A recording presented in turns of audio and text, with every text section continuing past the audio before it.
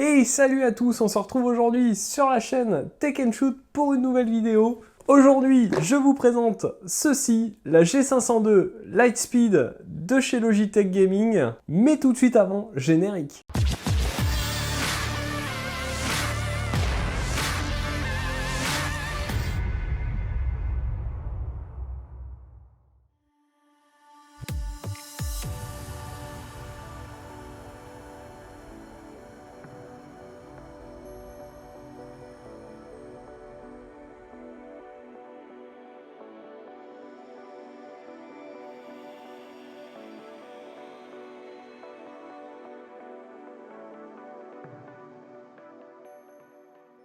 Alors la G502 Lightspeed de chez Logitech Gaming est le quatrième opus de la série G502. En effet, on a déjà eu la Proteus Core, la Proteus Spectrum et l'Aero.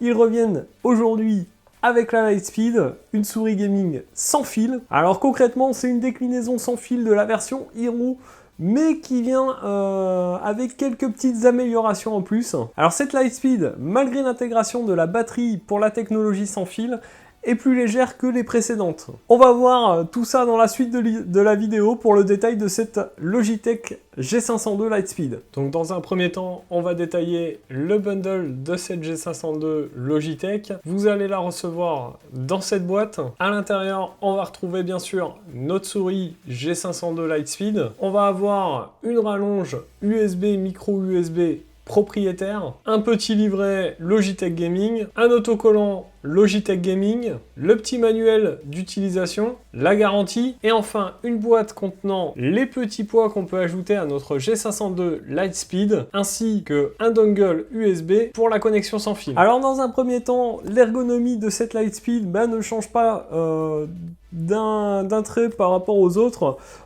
Elle ne s'appelle pas 502 pour rien, puisque au niveau ergonomie et design, on reste sur la même chose que les précédentes. Alors la souris, elle garde ainsi un gabarit qui conviendra à peu près à toutes les mains. En effet, elle garde ses dimensions de 132 mm de longueur, 75 mm de largeur et 40 mm d'épaisseur. Ce qui, vous en conviendrez, la rend plutôt assez plate. Donc vu la taille des boutons et de la souris, on peut largement poser sa main entière, la paume de sa main entièrement, qui rend une position assez confortable. Alors honnêtement, c'est une souris qui vous conviendra bien évidemment dans le gaming, mais aussi en bureautique, de par son ergonomie qui est vraiment très agréable et très confortable. Néanmoins, cette souris, vous l'aurez compris, c'est Logitech Gaming, donc elle est vraiment destinée au gaming. On a à la fois des courbes assez douces et des arêtes bien saillantes, vraiment un design très sympa. Alors on a un mélange de plastique doux, de plastique brillant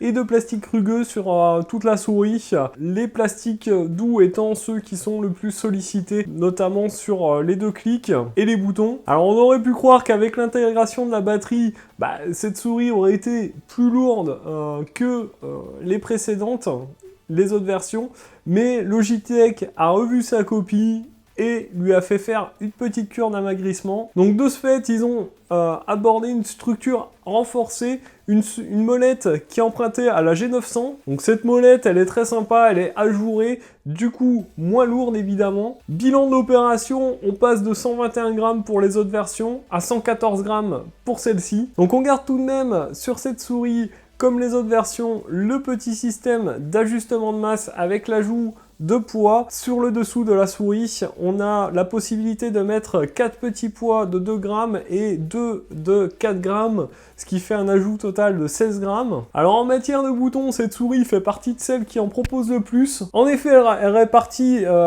11 interrupteurs sur 8 boutons différents et la molette. Alors les deux boutons principaux qui sont le clic droit, le clic gauche profitent d'un interrupteur de qualité qui lui confère 50 millions d'activations, ce qui laisse le temps de voir venir. Alors honnêtement, moi ces deux boutons, je les affectionne particulièrement. On n'a pas besoin d'une grosse pression pour les activer et ils sont vraiment très efficaces. Sur le côté du clic gauche, on retrouve deux boutons qui permettent par défaut de régler la sensibilité de notre souris. Alors moi je trouve que ces boutons sont bien positionnés, c'est assez malin, ça permet de changer rapidement et facilement la sensibilité. ce qui est vraiment agréable à l'utilisation. Alors sinon, les boutons situés sur la gauche à côté du pouce sont plutôt bien situés. On arrive facilement à les activer avec le pouce. Cependant, le bouton de shoot qui est situé au bout, je le trouve assez difficile. Il va vous falloir quand même des mains assez longues ou vraiment positionner votre main au fond de la souris pour pouvoir l'activer. Ça, c'est un petit point négatif que je relève sur cette souris. Alors concernant la molette, comme je vous ai dit, elle était empruntée à la G900 et franchement, elle est vraiment super agréable. On a un bouton de débrayage qui permet une utilisation libre, très simple et très pratique. Donc cette molette, elle a deux interrupteurs situés à droite et à gauche. Ils sont plutôt efficaces et je trouve bien pratiques. On va retrouver également un bouton situé juste avant celui du débrayage qui va permettre par défaut de vous afficher la batterie de votre souris. Alors bien évidemment, ces boutons sont tous paramétrables, on peut leur affecter la fonction qu'on veut. Il suffit pour cela de passer par le logiciel Logitech Gaming qui gère souris, clavier, casque, etc.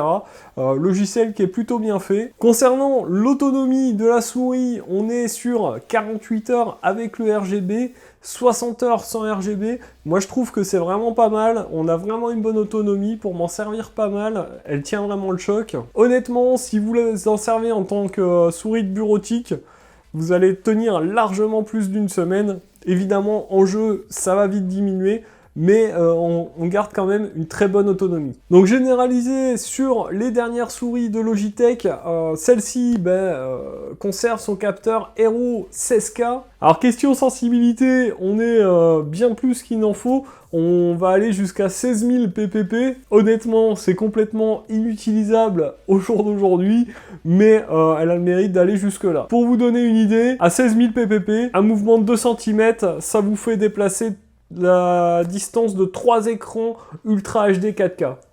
Ce qui est complètement inutile. Alors ce capteur, il reconnaît très bien aussi les surfaces, il n'y a aucun problème, il est vraiment efficace, il va aller sur n'importe quelle surface et ça c'est plutôt cool. Enfin en matière de liaison sans fil, écoutez, aucun souci, ça marche vraiment bien, on ne perd pas de rapidité, c'est vraiment une bonne liaison et ça pose aucun souci. Alors les points positifs de cette souris, son poids, 7 grammes de moins que les autres G502, ça c'est plutôt cool. Le capteur optique 16K qui est vraiment très performant. La liaison sans fil qui est vraiment aussi efficace qu'une liaison filaire, on n'a pas de latence. Son autonomie, jusqu'à 60 heures, ou 48 avec le RGB, c'est quand même plutôt pas mal. La molette qui est débrayable, moi je trouve ça vraiment super sympa. Le nombre de boutons, voilà, on a vraiment toutes les possibilités avec tous les boutons qu'il y a. Et puis la prise en main que je trouve vraiment confortable. En point négatif, moi ce que je vais relever essentiellement, c'est le port micro USB qui est propriétaire. On ne peut pas utiliser un autre câble micro USB que celui de Logitech. Donc ça c'est un petit peu dommage parce que on ne sait jamais si on casse son câble Logitech, va falloir racheter un accessoire Logitech pour pouvoir l'utiliser et dans le temps je suis pas sûr que ça soit facilement trouvable. Alors, en conclusion, des différents tests que j'ai pu voir et de mon utilisation personnelle, je pense honnêtement que cette G502 Lightspeed est la meilleure des G502. En effet, elle est plus légère que les autres versions, elle est tout aussi performante. Donc malheureusement, cette performance et ce sans fil irréprochable ont un prix, 149 €. Ça fait une souris assez chère qui fait partie des hauts de gamme, des souris très chères. Donc voilà, pas adapté à tous les budgets. Donc voilà ce que je pensais un petit peu de cette G502 Lightspeed. Franchement très content de mon achat. Je ne peux que vous la conseiller si vous avez les moyens. Si vous n'en avez pas les moyens, je peux vous orienter sur la G900 qui est à peu près identique au niveau performance et qui sera tout aussi bien. Donc voilà pour cette vidéo sur cette G502 Lightspeed. Comme d'habitude, je vais vous souhaiter à tous une bonne journée ou une bonne fin de journée suivant l'heure que vous regardez. A plus et bon shoot!